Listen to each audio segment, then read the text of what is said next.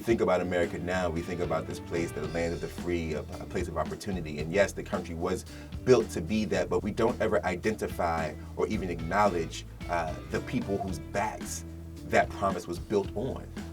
And so when we think about race in today's time, when we think about why is it that people of color seem and are so marginalized in almost every single facet of this country, whether it be housing or food or education or healthcare or prison system, it doesn't matter what it is, and people can't seem to understand why that is. And in order to understand why that is, you have to understand where America is coming from, how America was built. This is a hard conversation to have, but a conversation that we have to start having.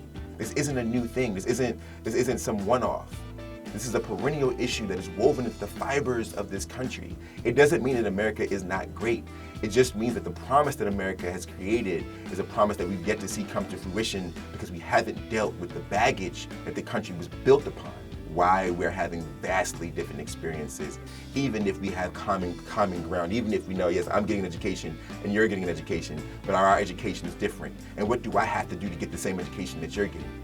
Yes, I live in a house and you live in a house, but what do I have to do to be able to have the same luxuries and amenities that you have in yours? These are conversations that we can't run away from any longer. I think it's really important to, again, reflect on why we're writing this book with two writers, right? That the book is going to reflect these two differences.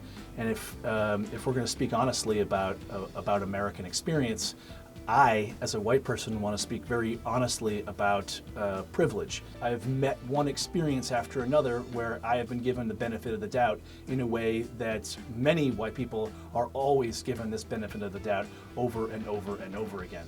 And so in order for us to talk about the experience that's different between races in America, I want to speak about the vast advantages that I haven't necessarily earned, but that have been bestowed upon me simply because of my whiteness. It's important for us to think about that in the book because Quinn, who is someone who struggles, he's someone whose father has passed away because he was a soldier in Afghanistan. He's someone who feels an enormous amount of responsibility to look after his younger brother, still is afforded and is granted an enormous amount of privilege in his life. So for me to speak about, do I think that the races have a different experience in America? The answer is absolutely yes. And how do we begin to address it honestly so that we can do our best to strive for more equity in all of these institutions? We can't strive for equity if we only look at the situation from some people are victimized, some people are disenfranchised. We also have to look at it from the perspective of, well, if people are disenfranchised, then others are empowered, and not necessarily for any other reason other than they're being white. And so that's the part of the story that I feel like is really important for us to address, to balance our perspective on today and history with a full telling of those people whose lives are benefited every day by that whiteness, especially as young people, because you have the power to grow up and make this change.